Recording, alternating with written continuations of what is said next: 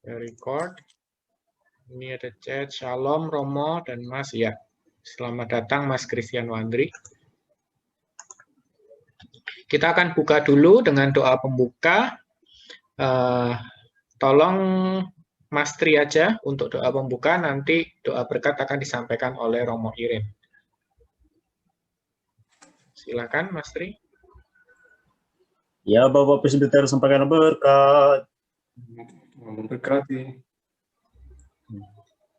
Ya Raja Surgawi pengembur roh kebenarannya di tempat serta yang segala sesuatu, harta simpanan segala yang baik serta sang pemberi hidup, datanglah tinggal dalam kami serta bersihkanlah kami dari segala kenajisan dan selamatkanlah jiwa kami ya yang maha baik. Amin. Ya. Kita akan lanjutkan pada kidungan ortodoks, masih pada transfigurasi, karena transfigurasi ini baru Agustus ya Romo, kalau nggak salah perayaannya. Ya. Oke, Agustus. dekati. Nanti setelah hampir dekat kita 19. mungkin ganti kidungan lagi. Kita akan mengidungkan dalam bahasa Yunaninya 2 kali supaya apa ngelontok gitu ya. Nanti pada waktu perayaan supaya bisa untuk troparion apolitikonnya. Dalam bahasa Yunani kita akan mengidungkan 2 kali, kemudian nanti dalam bahasa Indonesia kita akan mengidungkan 2 kali. Bisa diikuti di tempat masing-masing dengan mematikan suara supaya suaranya tidak bercampur satu dengan yang lain dan tidak terjadi feedback. Oke. 3, 2, 1. Metamorphotis entori Christeo Theos. Dixatis matites sutindoxan sucatosi dinando. Lamson que mintis amartolis to fossuto aidion. Presfiestis Theotoku foto dotadoxasi. Ulang sekali lagi. 1, 2, 3. Metamorphotis entori Christeo Theos. Dixatis matites sutindoxan sucatosi dinando. Lamson que mintis amartolis to fossuto aidion. Presfiestis Theotoku foto dotadoxasi. Itu dalam bahasa Yunaninya. Kemudian kita akan latih juga dalam bahasa Indonesia, sama kita akan kidungkan 2 kali. 1, 2, 3. Kau berubah rupa di gunung ya Kristus Sang Allah. Telah singkapkan kemuliaan-Mu, mampu menanggungnya. Biar terang kekal-Mu atas kami, orang berdosa ini. Melalui doa Sang Theotokos, ya Sang pemberi terang kemuliaan bagi-Mu.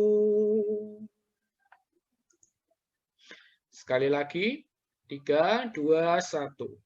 Kau berubah rupa di gunung ya Kristus Sang Allah. Telah singkapkan kemuliaan-Mu, mampu murid-Mu menanggungnya. Biar terang kekal-Mu atas kami, orang berdosa ini. Melalui doa Sang Theotokos, ya Sang pemberi terang kemuliaan bagi-Mu. Ya, itu adalah kidungan transfigurasi Kristus ketika berada di sebuah gunung yang akan diperingati nanti pada bulan Agustus. Oke, kita lanjutkan pada kidungan ortodok yang biasa kita alunkan, yaitu pada waktu sembahyang sore hari atau Vesperus atau Hesperinos. Ini saya sudah menemukan untuk bahasa Yunaninya, tetapi untuk alunan nada yang asli Yunani itu agak susah, dia agak lebih mencengkok-cengkok gitu ya. Kalau yang Indonesia ini sepertinya udah disederhanakan, jadi cengkokannya nggak terlalu banyak gitu. Nah, saya sedang mengubah untuk kidungan Yunani, tetapi dalam cengkokan Indonesia. Sedang dalam proses, masih dalam sampai sini, belum selesai. Mungkin minggu depan atau 2 minggu lagi mungkin bisa selesai. Oleh karena itu, sekarang kita akan kidungkan aja dalam bahasa Indonesia ini 2 kali. 1, 2, 3. Terang gembira, kemuliaan suci dari Bapa yang kekal, sorgawi, suci terberkati, Yesus Kristus. Sekarang telah sampai pada terbenamnya surya, kami telah lihat terang senja, kami mengidung Sang Bapa, Putra dan Roh Kudus Allah. Karena layaklah di setiap waktu kau dipuji dengan suara nyaring, ya Anak Allah, Sang Pemberi hidup. Karenanya dunia memuliakanmu.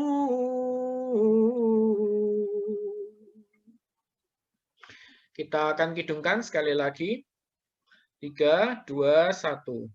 Terang gembira, kemuliaan suci dari Bapa yang kekal, sorgawi, suci terberkati, Yesus Kristus. Sekarang telah sampai pada terbenamnya surya, kami telah lihat terang senja, kami mengidung Sang Bapa, Putra dan Roh Kudus Allah. Karena layaklah di setiap waktu kau dipuji dengan suara nyaring, ya Anak Allah, Sang Pemberi hidup. Karenanya dunia memuliakanmu. Ya, itu lagu Terang Gembira.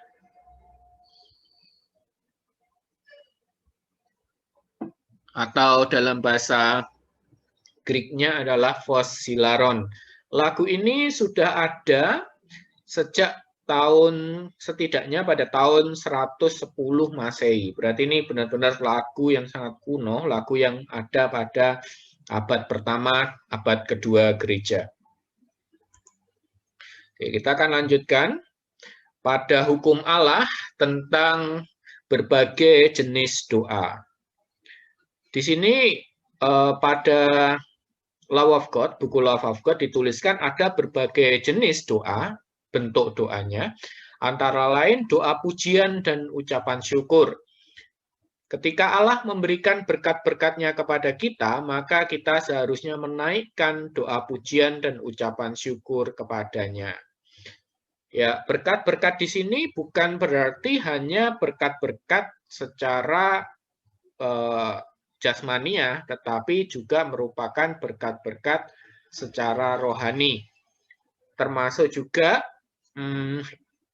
kalau secara ekstrim adalah ikut serta dalam memikul salib Kristus. Itu juga merupakan suatu berkat-berkat rohani. Sengsara, iya, tapi itu juga merupakan sebuah karunia yang diberikan kepada kita. Jadi, ketika kita mengalami hal yang seperti itu, maka jangan lupa bahwa kita juga seharusnya tetap bersyukur. Ini memang kelihatannya hal yang mudah diucapkan oleh semua, bahkan oleh saya pun mengucapkannya gampang. Ya, dan kita juga mungkin secara hati nurani kita juga sudah tahu kalau itu adalah bentuk berkat. Tetapi bagaimana kita benar-benar meyakini dan merasakan hal itu, memaknai hal itu sebagai berkat di dalam kehidupan kita, dan kita mampu bersyukur saat kita menerima berkat-berkat yang mungkin menyakitkan bagi kita, itu adalah bukan perkara yang mudah. Karena itu kita sama-sama belajar, kita harus mengingat, atau ketika teman, sahabat kita mengalami hal yang demikian, kita bisa mengingatkan supaya mereka tetap bersyukur, karena itu adalah berkat salib Kristus. Yang berikutnya adalah jenis doa petisi permohonan pertolongan Allah. Ketika kita membutuhkan pertolongan dari Allah mengenai masalah-masalah kita, maka kita seharusnya menaikkan doa petisi permohonan pertolongan kepada Allah. Jadi Allah itu memang mengetahui ya segala sesuatu yang ada di dalam hati kita. Dia mengetahui segala keinginan kita. Tetapi Allah itu menginginkan atau merindukan suatu hubungan, suatu timbal balik. Memang benar dia tahu apa kebutuhan kita lagi sengsara, dan kita membutuhkan suatu jalan keluar, itu dia tahu semua. Tetapi mengapa kita tetap harus berdoa? Karena di dalam berdoa itu kita menjalin suatu hubungan, suatu relasi kasih, di mana kita mengungkapkan isi hati kita kepada Allah, dan kemudian Allah menjawab, mungkin bukan secara langsung, tetapi dengan cara yang berbeda-beda pada tiap kasusnya. Bisa dijawab ketika kita mungkin membaca kitab suci, sehingga kitab suci itu ada beberapa ayat yang mengena di dalam hati kita. Bisa juga dijawab melalui hati nurani, Roh Kudus yang berbicara melalui hati nurani atau sinekdesis. Kemudian bisa juga dijawab dari ketika kita, selain kita berdoa, mungkin kita berkonsultasi kepada orang lain, mungkin kepada Romo, kalau ini adalah masalah tentang rohani. Nah, Romo itu juga akan bisa menjadi saluran dari suara Allah, seperti itu. Memberitahukan bagaimana solusinya, bagaimana apa yang harus kita lakukan ke depannya. Tidak tertutup juga dengan orang-orang yang berada di luar, misalkan ketika kita sakit, kita ke dokter, maka bisa jadi penjelasan informasi dari dokter itu adalah jalan yang diberikan Tuhan kepada kita. Jadi jangan hanya berpikir bahwa Tuhan itu mengerjakan sesuatu hanya yang berbau rohani, sedangkan yang tidak berbau rohani, misalkan kita pergi ke dokter, kita konsultasi psikolog, atau kita curhat ke teman, itu terlepas dari karya Allah. Tidak, karena Allah berkarya dalam segala sesuatu untuk mendatangkan kebaikan. Tentunya bukan berarti mereka 100% pesan dari Tuhan. Itu juga belum tentu. Ya, harus kita saring dulu, kita uji dulu. Yang ketiga, doa penitensi atau permohonan pengampunan dosa. Ketika kita berdosa, ya, pada umumnya secara berkala manusia itu berdosa kepada Allah karena kita telah bertahun-tahun kita memiliki ancestral sin atau kecenderungan untuk berbuat dosa itu, maka seharusnya kita menaikkan doa penitensi atau doa permohonan pengampunan dosa sebelum kita berdoa akan hal-hal lainnya. Jadi doa penitensi ini biasanya didahulukan sebelum kita mengucapkan khususnya doa petisi atau doa permohonan. Kalau terhadap doa pujian dan ucapan syukur, seringnya dalam format-format doa itu biasanya 1, 3, kemudian 2. Jadi mereka biasanya dalam format doa Bapak-bapak gereja biasanya mereka menaikkan dulu doa pujian dan ucapan syukur. Kalau dalam doa Bapa kami ya Bapa kami dalam surga, dikuduskanlah namamu, datanglah kerajaanmu, bla bla bla, itu adalah doa pujian dan ucapan syukur. Kemudian yang kedua biasanya yang dilangsungkan adalah doa penitensi atau doa permohonan untuk pengampunan dosa dan kesalahan kita. Perlu diingat juga, kalau kita tidak sengaja melakukan dosa, itu bukan berarti kita tidak berdosa. Itu tetap kita melakukan dosa. Namanya adalah dosa yang tidak sengaja. Itu ada dalam kitab suci. Nah, jadi jangan lupa juga untuk memohon pengampunan atas dosa dan kesalahan yang mungkin tidak kita sengaja. Ya, jadi ada dosa yang disengaja, yang kita sadar melakukannya, tapi ada juga dosa yang sebetulnya tidak sengaja. Nah, ini itu harus disadari. Kita akan lanjutkan.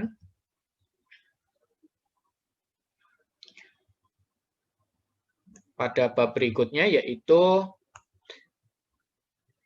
judulnya ketika Allah mendengar doa kita. Jika kita berdoa tanpa berdamai dengan sesama kita, atau jika kita berdoa dengan terburu-buru, atau jika kita berbicara sendiri atau tertawa ketika berdoa, maka doa kita itu tidak dipandang berkenan kepada Allah. Ya, ini sangat penting, karena itu mengampuni dosa orang lain itu sangat penting, karena di dalam doa Bapa kami, ampunilah kami seperti kami pun mengampuni orang yang berdosa kepada kami atau bersalah kepada kami. Jadi artinya kita juga harus mengampuni mereka yang bersalah kepada kami. Terus bagaimana Kak Yona? Apakah ketika kita mengampuni itu kita harus berdekatan terus dengan orang itu? Tidak. Jawabannya tidak. Pengampunan itu bukan berarti kamu akan menjadi teman dekatnya dia. Karena kita tahu setiap orang itu memiliki sifat yang bermacam-macam. Mungkin ada sifatnya nggak match atau nggak cocok dengan kita ya. Nah, kita mungkin tidak bisa untuk berteman dekat dengan dia, tetapi tetap kita bisa berdamai atau mengampuni orang ini. Artinya kita tidak memiliki rasa benci ke orang ini, kemudian kita tidak memiliki rasa permusuhan atau rasa-rasa jahat yang dirancangkan untuk orang ini. Atau ketika orang ini misalnya mendapatkan kecelakaan, itu kita tidak gembira gitu ya. Oh, kapok gitu. Syukur kamu gitu. Bukan ini bukan bersyukur, tapi mensyukurkan orang gitu ya. Nggak boleh. Nah, ini juga hal yang sepertinya gampang, tapi ternyata tuh susah. Kadang kita berdoa, kita sudah mengampuni orang itu. Misalkan kita berdoa kepada Tuhan, Tuhan aku mengampuni orang ini, menyebutkan nama ini, aku sudah mengampuni, seperti itu. Tetapi ketika kita bertemu, mungkin kita masih sakit hati. Masih ada rasa yang sakit di hati kita. Kemudian ketika orang itu misalkan mendapatkan suatu kebajikan, kita merasa sakit hati. Nah, padahal itu nggak ada hubungannya sama kita gitu mungkin. Tapi orang itu mendapatkan suatu kebaikan, misalkan promosi atau gaji yang lebih, atau kalau masih sekolah ya nilai yang baik seperti itu, atau dibelikan hadiah oleh siapa gitu, sedangkan kita enggak seperti itu ya. Nah itu kadang kita merasa diri kita itu sakit hati. Nah, ini adalah tanda bahwa kita itu sebetulnya belum berdamai dengan orang ini. Kita harus secepatnya memperbaiki posisi hati kita, yaitu kita harus cepat berdamai dengan orang ini. Karena kitab suci itu pernah menyediakan suatu perumpamaan tentang hutang itu ya. Seseorang yang hutang dengan jumlah yang sangat banyak kepada tuannya, kemudian diampuni, hutangnya itu dianggap lunas gitu. Tetapi orang ini, misalkan si A gitu ya, si A ini sudah diampuni, si A ini punya juga si B, yang si B ini berhutang sedikit kepada si A. Intinya seperti itu. Tetapi si B ini tidak mampu untuk membayarkan ke si A. Nah, tetapi si A ini akhirnya berbuat jahat kepada B karena B ini berhutang gitu seperti A kepada si A. Akhirnya yang terjadi dalam kitab suci apa? Si A ini kembali dihukum oleh tuannya. Artinya apa? Pengampunannya itu dibatalkan. Ini bahaya sekali. Dengan demikian kita harus mengampuni sesama kita. Supaya Allah itu mengampuni kita. Makanya tertulis, jika engkau mengampuni, maka engkau juga akan diampuni. Seperti itu. Ya, ini fatal. Yang kedua, jika kita berdoa dengan terburu-buru. Nah, seringkali mungkin ini untuk waktu yang mepet-mepet seperti itu ya. Kita mungkin kurang bisa mengalokasikan waktu. Kemudian akhirnya kita cepat-cepatan berdoa, kita buat tanda salib sangat cepat seperti itu gitu, atau kita membaca Mazmurnya dengan sangat cepat, tidak telaten dengan terburu-buru seperti itu. Ini kemarin kita sudah bahas untuk pembuatan tanda salib itu sebaiknya tidak dilakukan secara terburu-buru, karena terburu-buru itu kita kehilangan maknanya. Kita tidak meletakkan hati kita ke situ, tapi kita meletakkan hati kita itu ke jam atau ke waktu, di mana itu kita terburu waktu, sehingga kita cepat-cepat itu akhirnya fokus kita itu bukan ke tanda salib itu, ke perkataan teks dari doa atau kitab suci yang kita baca, tetapi fokus kita adalah ayo cepat supaya aku nggak telat. Nah, ini juga hal yang berbahaya, di mana berarti kita satu melakukan sakrilegi karena kita tidak menghormati kepada hal-hal yang kudus. Kita tidak menghormati bahwa Allah itu hadir pada waktu kita sembahyang atau waktu kita berdoa. Para malaikat juga hadir, para jana suci juga hadir pada waktu itu. Nah, ketika kita terburu-buru ini, maka kita tidak menghargai mereka, sehingga disebut sebagai suatu sakrilegi atau suatu doa yang kurang berkenan kepada Allah. Atau ketika kita berbicara sendiri, maksudnya berbicara sendiri itu bukan berarti kita ngomong dalam doa, bukan, tetapi yang dimaksudnya adalah ini doa yang berada di dalam jemaat. Jadi doa yang bersama-sama, nggak harus jemaat ya, mungkin keluarga, berdoa keluarga juga bisa, mungkin 2 orang, suami istri, atau ayah dan anak, atau orang tua dan anak, berarti 3 orang, atau anaknya lebih dari 1, seperti itu. Nah, mungkin ada kalanya kita bosan gitu ketika kita berdoa, beribadah sembahyang, kemudian kita saling berbicara satu dengan yang lain, seperti itu. Ini juga adalah perilaku yang tidak berkenan kepada Allah. Atau bahkan tertawa ya, mentertawakan sesuatu ketika kita sembahyang. Sebaiknya tidak seperti itu. Kemudian puasa. Puasa ini ditegakkan untuk meningkatkan sikap rajin berdoa dan bagi kesalehan hidup. Kita berpuasa karena berbagai macam makanan dari hewani itu dapat menimbulkan hasrat untuk tidak berdoa. Tetapi membuat kita terlelap dan bertindak secara ceroboh. Puasa terpanjang dan teragung adalah sebelum masa Paskah, yaitu disebut sebagai masa puasa agung, atau dalam bahasa Sanskertanya puasa catur dasa. Catur itu 4, dasa itu 10, catur dasa berarti 40 hari. Meskipun puasanya itu kalau kita hitung bukan 40 hari secara berurutan ya, tetapi yang dihitung adalah hari Senin sampai hari Jumat.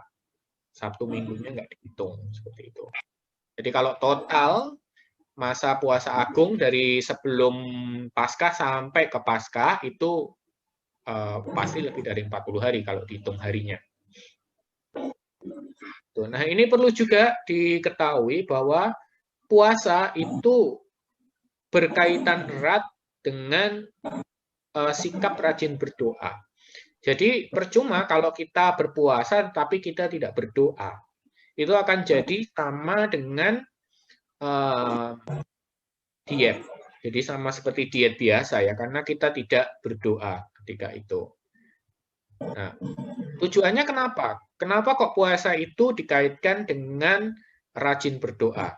Karena dalam puasa kita diharapkan itu menyadari kelemahan-kelemahan kita. Itu yang pertama. Karena di puasa itu kita menjadi lemah kan, menjadi lemah, lapar. Nah, itu akhirnya kita sadar, oh daging ini tuh lemah, bisa lapar. Kalau seperti ini dalam jangka waktu yang lama mungkin bisa sakit juga seperti itu. Sehingga dalam kelemahan kita itu diharapkan kita bisa mencari Allah. Itu makna puasa yang pertama. Makna puasa yang kedua adalah untuk melepaskan diri dari ikatan. Ikatan apa? Keterikatan kita terhadap apapun. Dalam hal ini, latihannya adalah keterikatan kita kepada makanan. Karena itu Kristus berkata, manusia itu tidak hidup dari roti saja, tetapi dari setiap firman yang keluar dari mulut Allah. Itu ya. Nah, yang ketiga adalah untuk meningkatkan kesalehan hidup. Karena di dalam puasa itu kita juga dituntut bukan hanya berdoa di dalam kamar saja, bukan hanya menahan lapar saja, bukan hanya menyadari kalau kita ini lemah, kemudian bukan hanya menyingkirkan diri dari keterikatan hidup duniawi, tetapi juga kita dituntut untuk melakukan bertindak, melakukan suatu kebajikan. Ya, bersedekah misalnya, memberikan makanan kepada mereka yang kekurangan di tengah jalan mungkin, atau menolong orang, seperti itu. Ya, itu adalah 3 prinsip yang harus kita pahami tentang puasa. Terkait dengan doa, di mana kita merasa lemah, kita membutuhkan berdoa lebih lagi. Kemudian terkait dengan kesalehan hidup tadi, kita harus melakukan suatu kebajikan. Dan kemudian terkait dengan melepaskan diri dari segala ikatan dosa.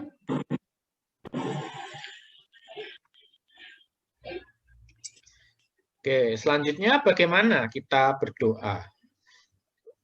Dikatakan di dalam Law of God, kita dapat berdoa dimanapun dan kapanpun, sebab Allah ada di mana-mana. Bentuk doa yang demikian disebut sebagai doa pribadi. Ini doa yang di rumah, sembahyang di rumah, doa puja Yesus, itu adalah doa-doa pribadi. Kemudian ada juga jenis doa yang dilakukan ketika kita berkumpul pada hari Minggu atau pada hari-hari perayaan kudus di gereja. Maka kita juga berdoa, dan bentuk doa yang demikian itu disebut sebagai doa umum atau doa ibadah. Ya, doa yang dilakukan di gereja pada umumnya ya. Pada gedung gereja berkumpul menjadi satu, ada presbiter, kemudian ada umat, ada liturgisnya, maka ini disebut sebagai doa umum atau doa ibadah. Oke, untuk sesi 1, saya akhiri sampai di sini karena kurang beberapa menit lagi kita akan lanjutkan sesi 2 Karena ini sekarang jam 6.35, maka kita akan masuk sesi 2 pada jam 60 pada link Zoom yang sama. Oke, nanti saya akan kasih tahu kalau misalkan link Zoom-nya sudah dibuka lagi. Sementara kita bisa break 5 menit, mungkin ke toilet atau minum, dan sebagainya. Oke. Akan record. Kemarin ada yang sesi 2-nya itu yang katekisasi juga nggak ke-record sampai hampir terakhir. Thank you diingatkan. Oke. Bagian pelataran gereja, di sini terdapat serambi atau halaman atau jalan masuk. Ya, di luar sini ya berarti. Sementara di bagian dalamnya nanti terbagi menjadi 3 bagian, seperti juga kemah suci Musa dan bait Allah Salomo, itu memiliki 3 bagian utama. Kalau di kemah suci Musa ada pelataran, ruang kudus, dan ruang maha kudus. Seperti itu. Nah, kalau di dalam gedung gereja nanti perpadanannya adalah nartek, nave atau nave itu, kemudian sanctuary atau altar. Ya, sanctuary kadang kita nyebutnya juga ruang maha kudus ya. Kemudian nave ini kita kadang nyebutnya ruang kudus gitu kalau di Indonesia itu, tapi kalau di luar negeri kayaknya nggak disebut seperti itu. Penyebutannya seperti ini. Ini mungkin di narteknya disejajarkan dengan pelataran seperti itu. Secara konsep tidak salah sih. Oke, nomor 1 di sini adalah nartek. Nartek itu ada di sini, 12 ini ya. Ada di 12 ini tuh tempat apa? Ini tuh tempat para peniten. Peniten itu umat ortodok yang sedang menjalani doa pertobatan atau karya pertobatan bagi dirinya sendiri yang tentunya itu dimandatkan oleh presbiternya.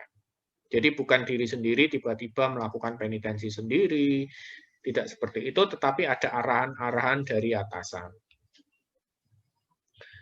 Selain tempat peniten, ini juga tempat para katekumen biasanya. Jadi katekumen itu ada di nomor 12 ini.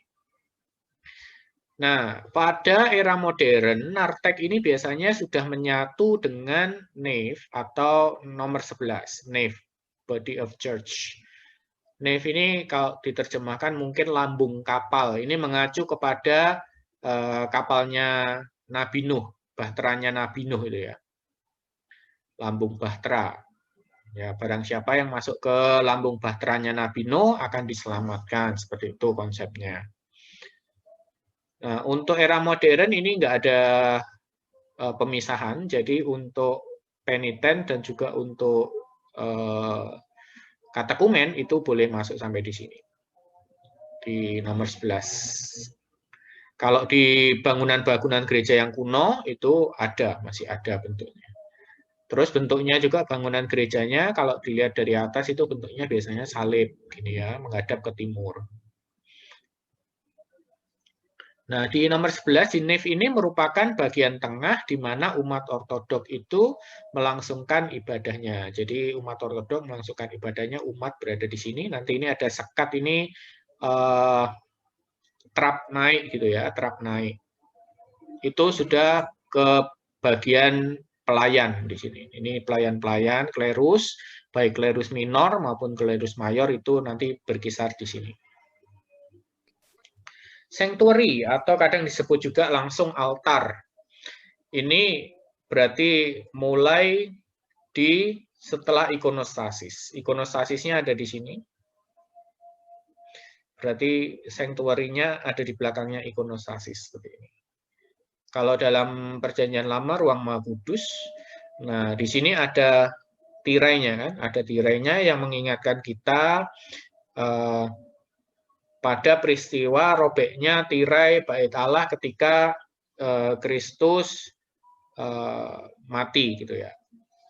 Kristus mati, kemudian tirai bait Allah terbelah menjadi 2. Nah, itu nanti juga ada peringatannya di dalam tata liturgis ketika imam membuka tirai dan juga ketika imam menutup tirai. Kalau menutup tirai itu biasanya mencerminkan suatu peristiwa yang tidak diketahui secara umum. Seperti itu. Peristiwanya hanya terbatas pada orang-orang tertentu saja. Contohnya adalah kelahiran Sang Kristus. Seperti itu. Imam akan melakukan prosesi kelahiran Sang Kristus itu pada meja proskomedi. Di meja yang A sini dengan kondisi tirai tertutup. Seperti itu. Karena kelahirannya itu tidak diketahui oleh banyak orang. Konsepnya seperti itu. Oke. Sanctuary ini adalah tempat di mana pelayanan ibadah dilangsungkan oleh para klerus, baik minor ataupun mayor. Minor itu ada tingkatannya ya, ada saltis atau pemazmur, kemudian reader atau lektor, kemudian ada akolit, mungkin akolit dulu, saya mungkin kebalik, akolit dulu, kemudian saltis, kemudian lektor, kalau akolit itu putra altar ya, kemudian yang paling tertinggi untuk tingkat klerus minor adalah subdiakon, seperti itu. Ada tugasnya masing-masing.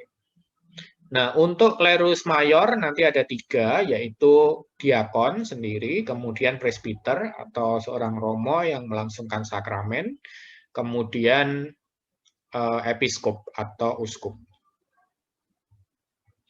Juga ini merupakan tempat di mana altar suci itu berada. Juga altar suci itu adalah tempat untuk melangsungkan ekaristi atau sakramen perjamuan kudus atau sakramen komuni. Ya, altar itu berada di tengah sini biasanya, jadi nomor 3 ini. Ini meja proskomedi yang A ini. Oke, selanjutnya ini ya kubah gerejanya ya.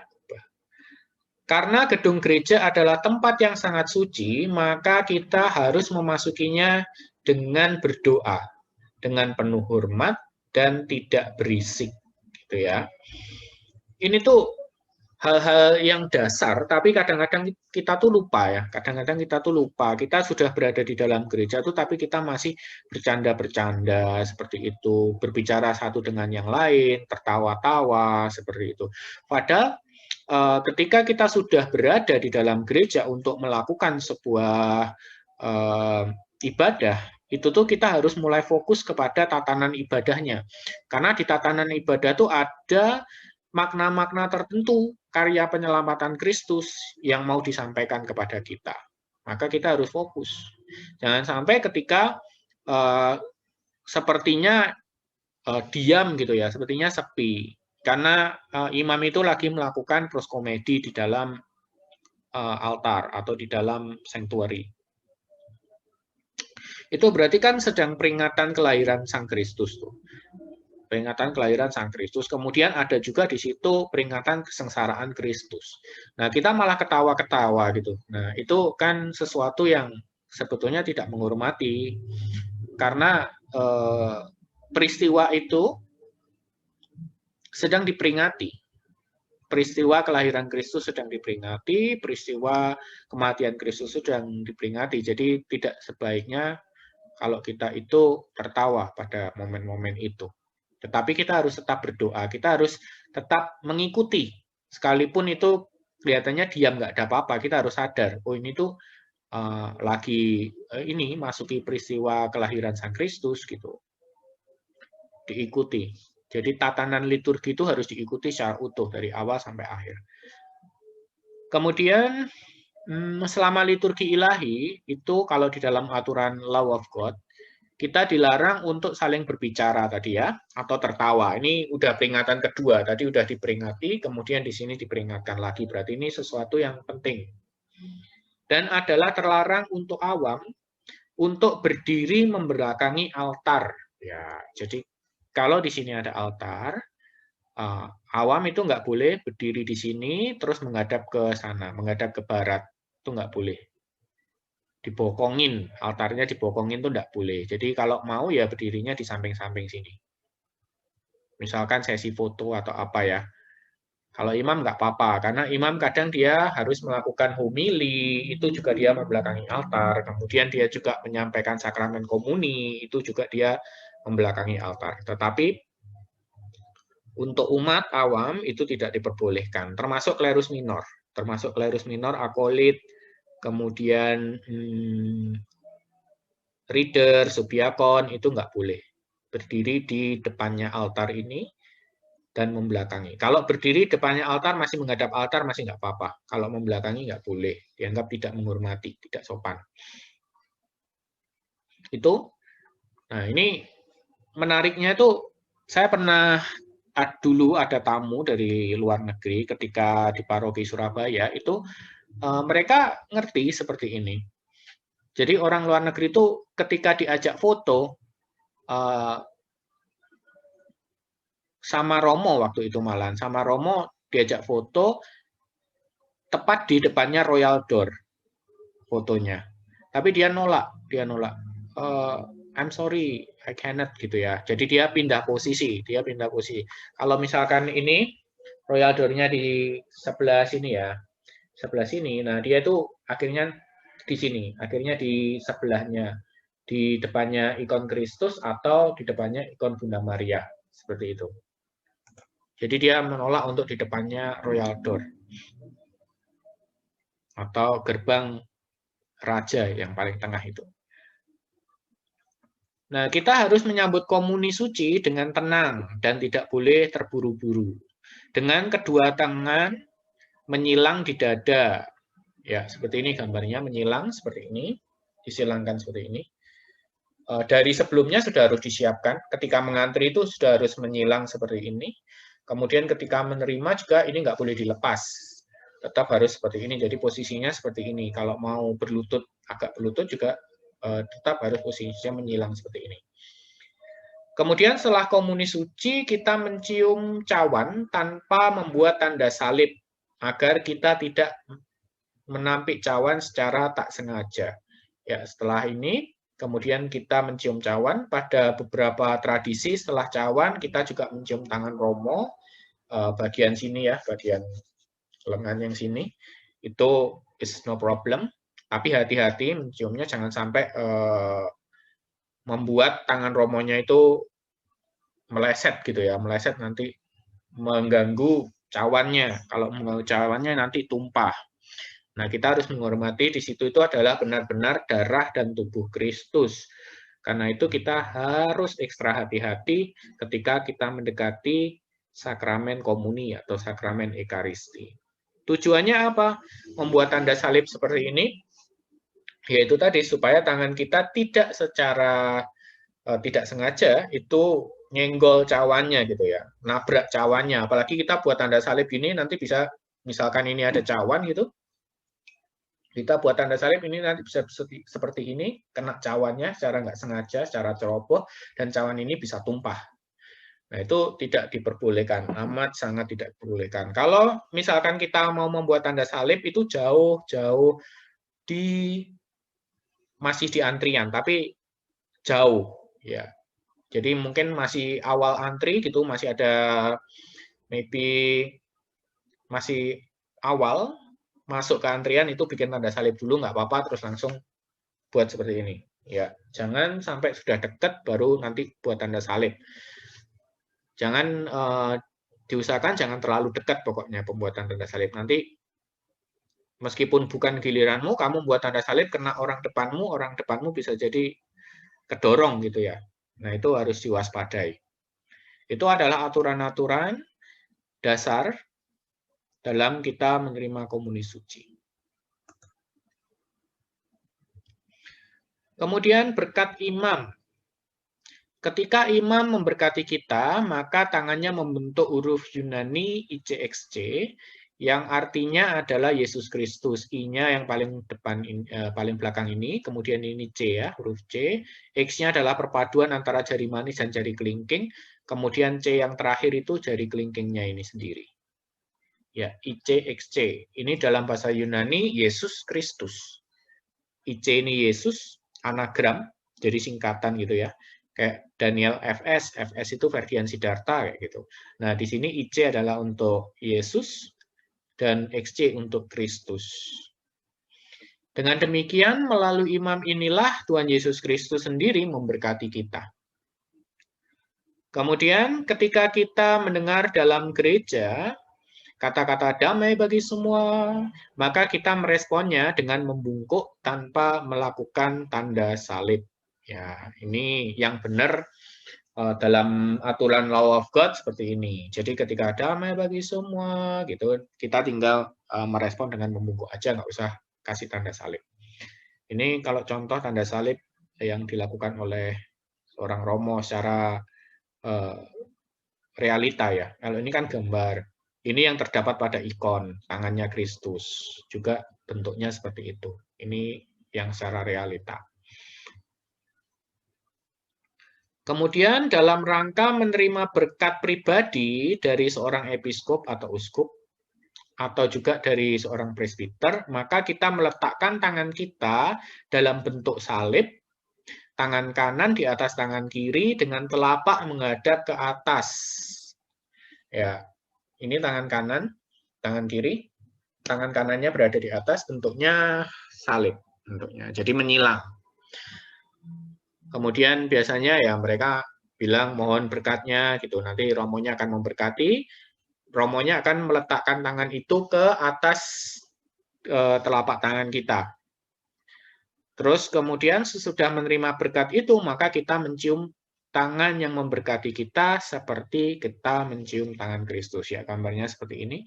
Ini lagi mencium tangannya Patria Bartolomeus. Ya, seperti itu tentang berkat-berkat yang disampaikan oleh imam.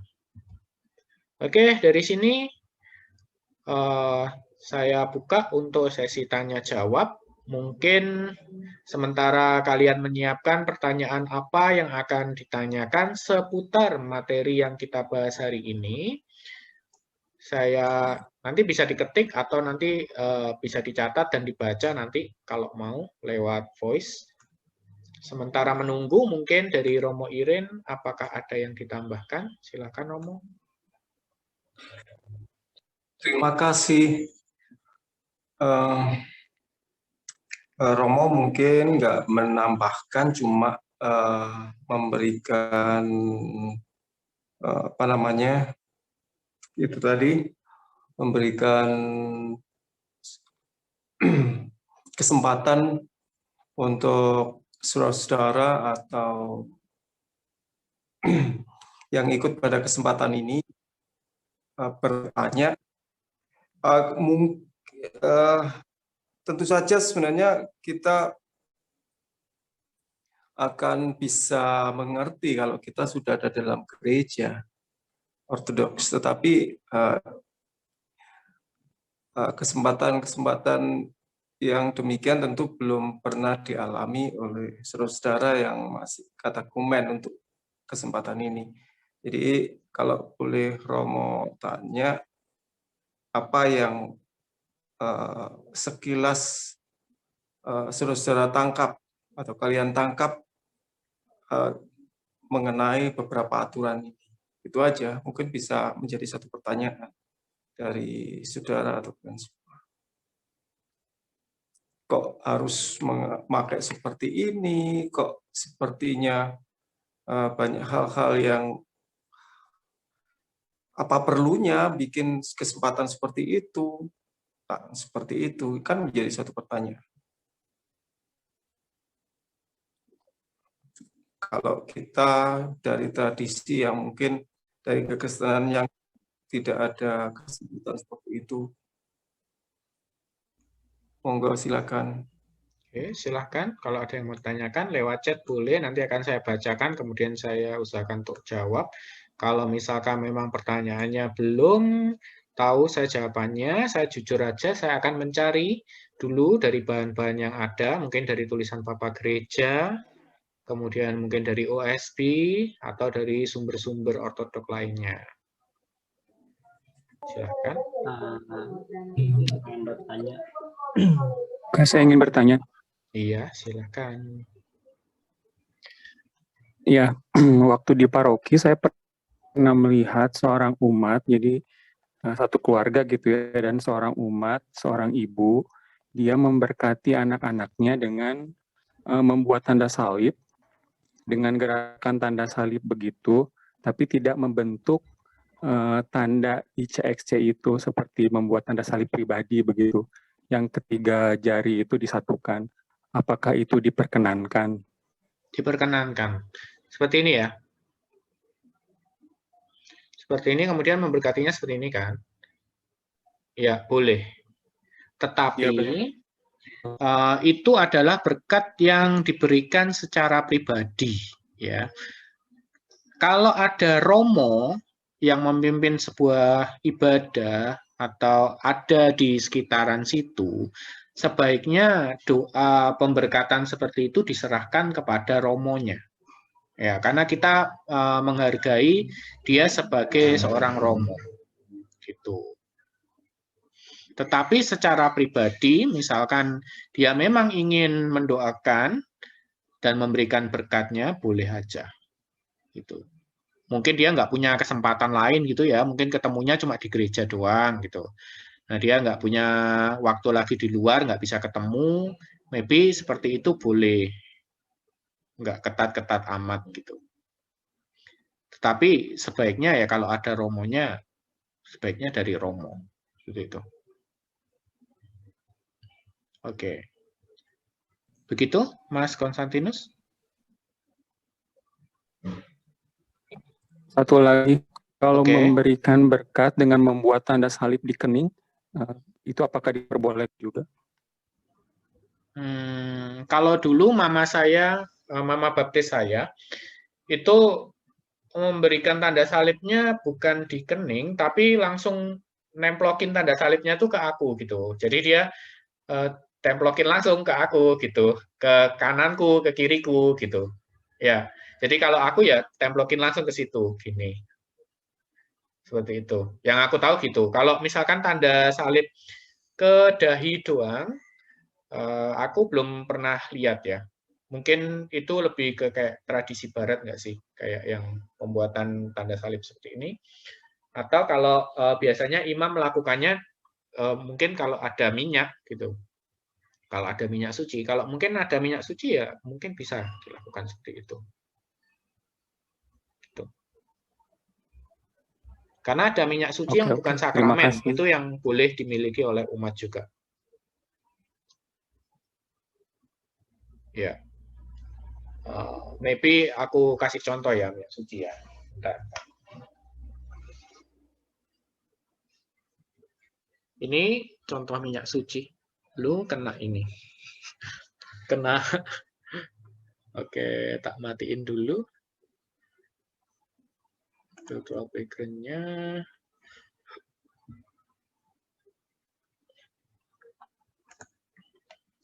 Ya, kayak gini. Ini minyak suci dari Saint John bukan Maximov, San Francisco. Itu saya dulu dapat karena saya lihat di internet ada. Kemudian saya minta hanya beberapa gitu, hanya 3. Tapi mereka tiba-tiba tuh tanya, di sana ada berapa romo gitu kan? Mereka kaget kan ada gereja ortodok di Indonesia gitu. Nah, di sana ada berapa romo? Kayaknya saya bilang ada berapa romo gitu, terus kemudian ditambahkan sama dia, tolong dibagikan sama romo-romo yang ada di sana gitu. Tapi itu boleh untuk umat boleh. Ya tetap perlakuannya tetap itu sebagai media kudus ya, maksudnya bukan berarti ya minyak sembarangan terus kita buat masak kayak gitu enggak ya. Tetap penggunaannya untuk hal-hal yang rohani gitu ya. Jangan sampai dibuat lalapan atau apa gitu. Ya, San Francisco, Shanghai. Oke, begitu Mas Konstantin? Ya, terima kasih. Oke, selanjutnya pertanyaan dari Yose. Kak, tata ibadah di gereja ortodok itu dibuat atau diciptakan oleh para rasul tanpa adanya perubahan atau oleh Bapak Gereja seperti Jana Suci. Oke. Kalau kita mengikuti dari yang sebelum-sebelumnya, ada yang disebut sebagai tata liturgi yang dibuat oleh Rasul Yakobus, saudara Kristus.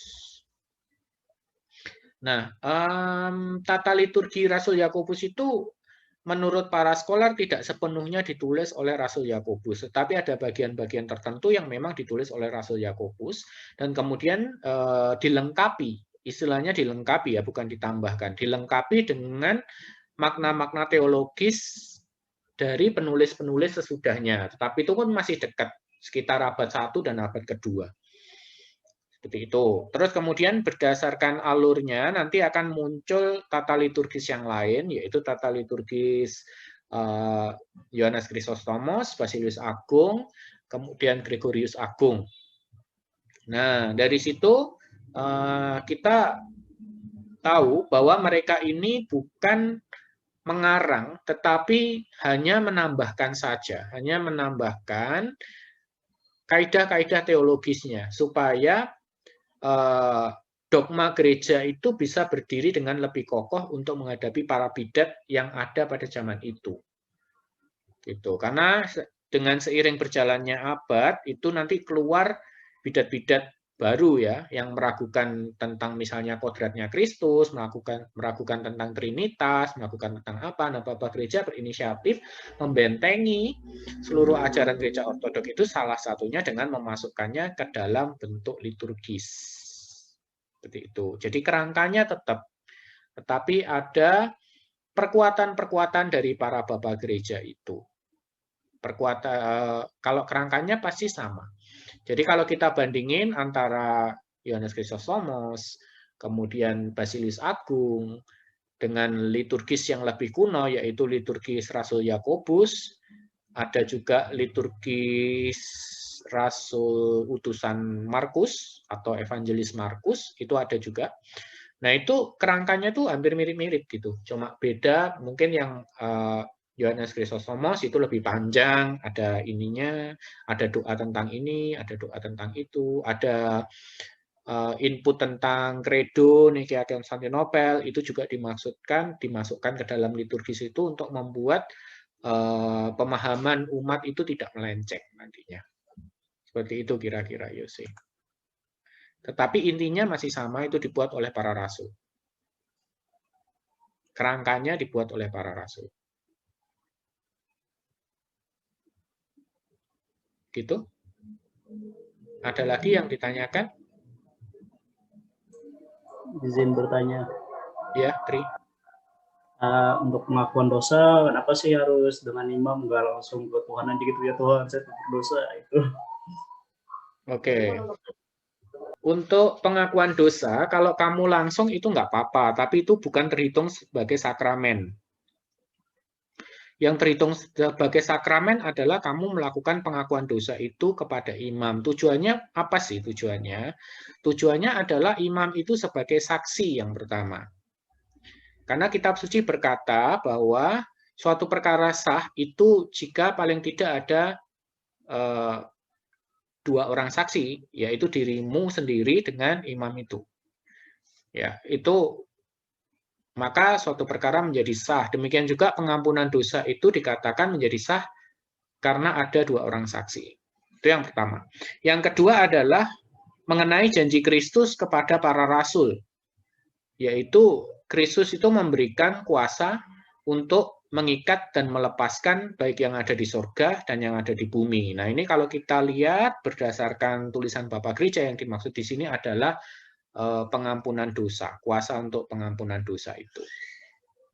Makanya dalam teks pengampunan dosa itu kalau saya tidak salah ada kata-kata dengan memberanikan diri mengenai janji yang engkau berikan, engkau ini Kristus ya, Kristus berikan kepada kami melalui para rasul, bla bla bla itu. Nah, itu terkaitnya dengan itu.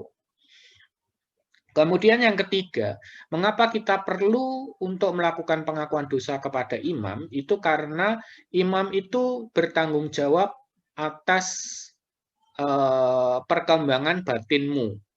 Jadi dari situ imam itu tahu bukan berarti dia tahu kejelekanmu gitu doang ya, tetapi dia tahu harus menghadapi batinmu itu seperti apa. Dia akan memberikan solusi-solusi. Misalnya, ya kamu lebih banyak doa Yesus, kamu lebih apa gitu. Itu yang dari saya. Mungkin dari Romo yang langsung praktek gitu ya. Mungkin ada yang ditambahkan tentang sakramen pengampunan dosa.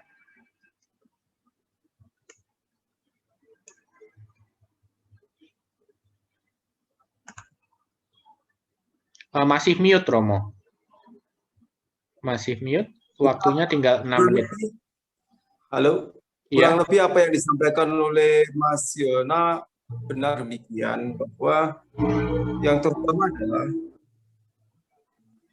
segenap para rasul itu yang diberikan tugas untuk menjalankan sakramen. Sakramen apa yang harus kita tahu? Pada intinya adalah misteri karya Kristus disampaikan dan disalurahmatkan melalui kuasa Roh Kudus dalam keberadaan dan kehadiran imam tertahfiz yang memiliki jalur rasulia yang tak terputus. Sehingga ketika kita berbicara tentang pengakuan dosa kita diampuni oleh Kristus, sehingga saluran pengampunan itu harus jelas. Maka dari itulah Tuhan Yesus pada waktu itu memilih 12 rasul dan pada kelanjutannya itu seperti saluran yang jelas di mana karya kudus itu dilaksanakan. Jadi misteri itu adalah di mana karya yang tidak kelihatan nampak dari karya Roh Kudus itu dihadirkan melalui kehadiran yang valid dari mereka yang diperintahkan untuk menyalurkan rahmat pengampunan yang ada di dalam Kristus. Ini sangat sama halnya dengan baptisan dan perintah Kristus yang sangat esensi bagi makna suksesi rasulia yang tidak terputus itu. Sehingga kalau kita hanya mengakui diri kita yang berkaitan dengan apa yang disampaikan oleh Mas Yona itu tidak ada saksi. Jadi para romo ini bukan yang mengampuni, tapi adalah menjadi saksi di mana juga romo menjadi saluran rahmat untuk menyampaikan, menegaskan tentang Roh Kudus itu hadir di dalam kehadiran imam tertahfiz untuk mengangkat dan mengampuni dosa itu.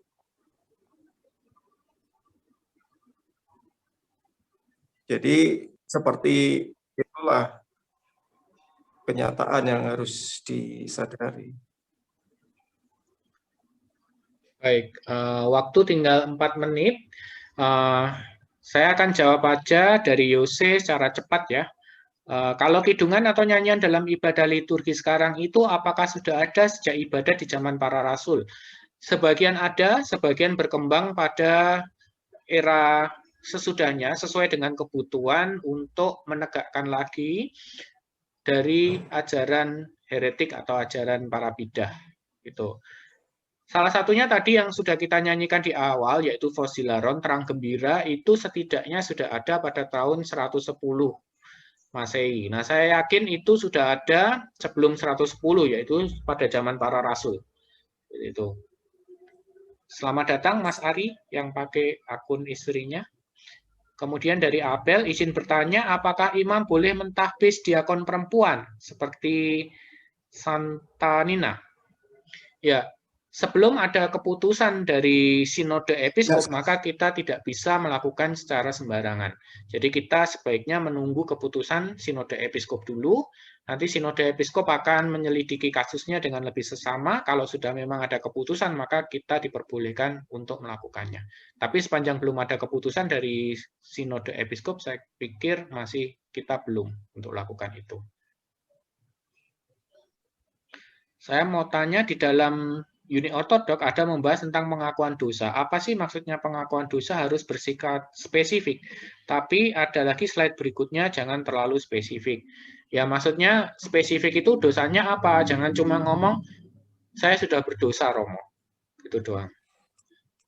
Maksudnya dosanya apa? Misalnya berbohong atau apa gitu. Tapi ya nggak perlu kamu jelasin misalnya saya tadi ketemu si A, kemudian saya ngomong ini, kata-katanya seperti ini, tapi itu ternyata sebetulnya saya nggak seperti itu, gitu. Itu kan sama-sama berbohong ya, tapi kan itu terlalu mendetail. Nah, untuk beberapa kasus dosa yang terlalu mendetail itu sebaiknya enggak, gitu. Misalkan saya sudah membunuh orang, Romo, saya mutilasi, tangannya saya taruh sini, kakinya saya taruh sini, saya menyiksanya begini, kan enggak gitu. Cukup aja misalkan kamu, ya saya sudah membunuh orang, misalnya gitu. Ya, tapi juga jangan terlalu umum, saya sudah berdosa. Ya, berdosa apa? Gitu. Harus lebih spesifik, tapi jangan terlalu detail. Saya rasa seperti itu. Kurang 1 menit, nanti kalau ada pertanyaan-pertanyaan lain, bisa kita tanyakan di WA ya. Kita akan tutup Sunday School hari ini. Saya akan pimpin dalam doa penutup, nanti doa berkatnya disampaikan oleh Romo Irenaeus. Kemuliaan bagi Sang Bapa, Sang Putra, Sang Roh Kudus, sekarang dan selalu setelah sepanjang segala abad. Sungguhlah patut dan benar memberkatimu, ya Sang Theotokos, yang selalu terberkati dan sangat termurni, serta Bunda dari Allah kita. Lebih terhormat dari kerubim, tak terbanding lebih mulianya dari para serafim. Dan tanpa cacat celah melahirkan Allah Sang Sabda. Sungguh kaulah Sang Theotokos, engkau kujunjung tinggi. Ya Bapak Presbiter, sampaikanlah berkat. Kiranya Sang Tritunggal Maha Kudus memberkati semua. Amin. Baik, terima kasih untuk kehadiran semua saudara-saudari pada Sunday School kali ini. Sampai berjumpa pada Sunday School minggu depan. Selamat malam dan jangan lupa selalu jaga kesehatan, jaga prokes kesehatan. Terima kasih. Terima kasih.